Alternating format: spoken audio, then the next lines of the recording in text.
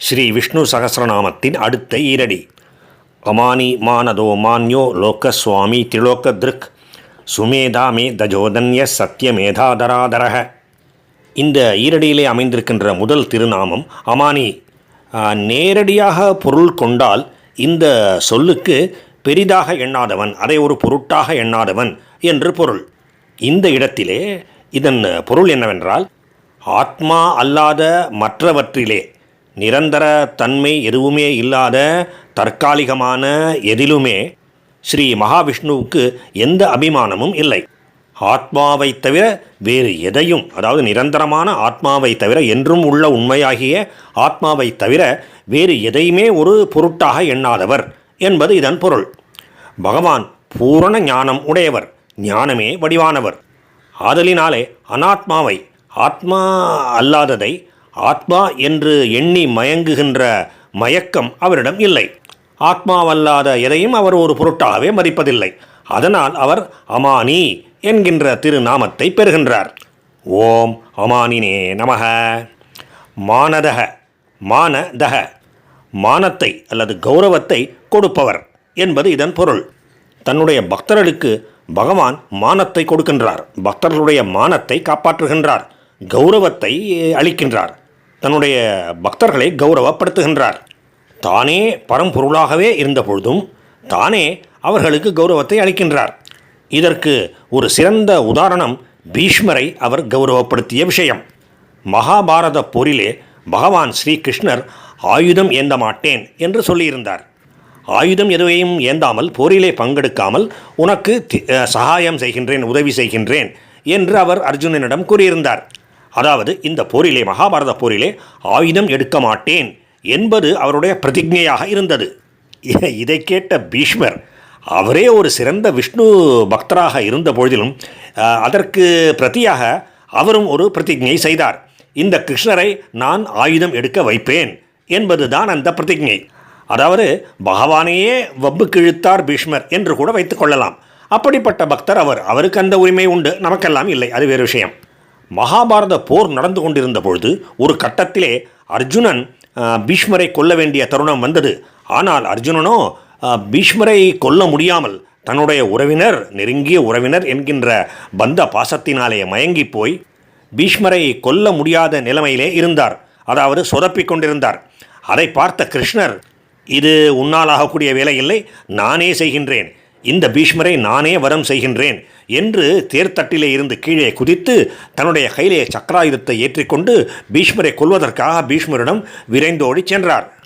அவர் பின்னாலேயே அர்ஜுனர் ஓடோடி வந்தார். வேண்டாம் கிருஷ்ணா, நீ உன்னுடைய பிரதிஜையை கைவிட வேண்டாம், ஆயுதம் எடுக்க வேண்டாம், நானே பார்த்து கொள்கின்றேன், என்னை நம்பு, நான் கொஞ்சம் சொதப்பியது உண்மைதான், ஆனால் இனிமேல் சரியாக செய்கின்றேன், இந்த பீஷ்மரை வரம் செய்கின்றேன் என்று ஏதோதோ உத்தரவாதங்களை எல்லாம் கொடுத்து கொண்டிருந்தார்.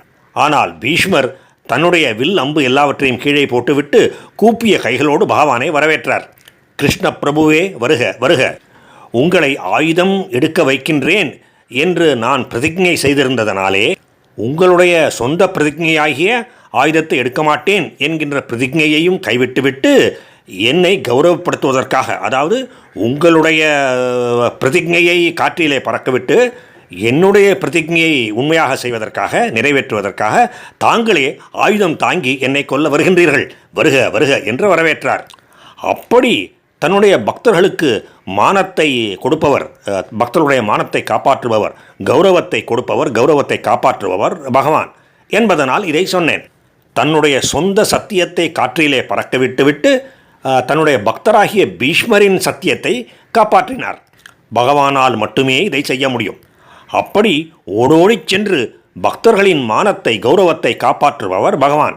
அவர்களுக்கு கௌரவத்தை அளிப்பவர் ஸ்ரீ மகாவிஷ்ணு. அதனால் அவர் மானதக, மானத்தை கொடுப்பவர். ஓம் மானதாய நமக. பகவானுடைய அடுத்த திருநாமம் மான்யக. பகவான் எல்லோருக்கும் தலைவர், சகலருக்கும் ஈஸ்வரர்.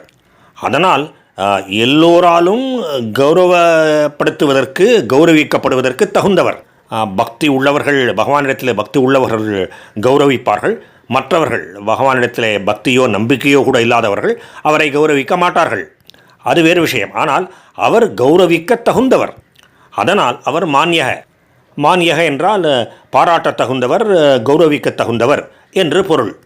பாலகங்காதர திலகரை கூட நாம் லோகமானிய பாலகங்காதர திலகர் என்று கூறுகின்றோம்.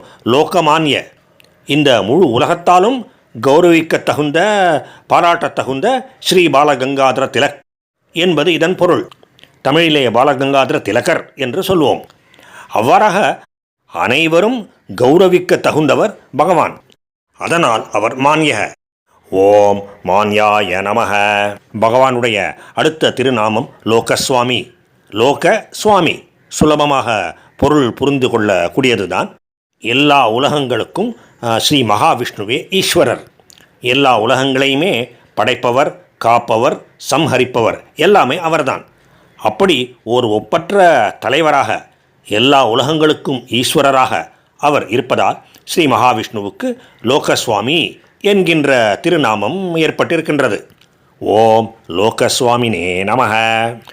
பகவானுடைய அடுத்த திருநாமம் திரிலோக திருக். திரிலோக திருக், இதை திரிலோக திருத் என்றும் சொல்வதுண்டு. 3 உலகங்களையும் தாங்குபவர் என்பது இதன் பொருள். உலகங்கள் எல்லாம் தோற்றத்துக்கு வந்த பிறகு பகவான் அவற்றை தாங்குகின்றார். அது சரி, புரிந்து கொள்ளக்கூடியதுதான்.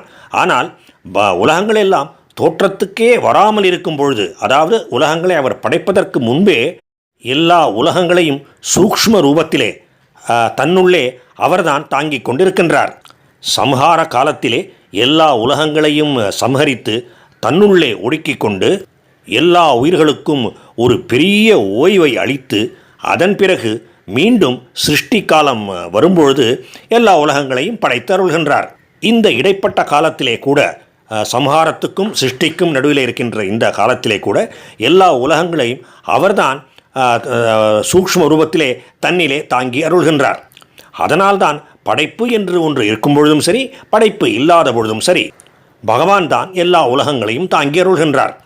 ஓம் திரிலோகத்ரிஷே நமக. பகவானுக்கும் பகவானின் திருநாமங்களுக்கும் பக்தர்களுக்கும் நமஸ்காரம்.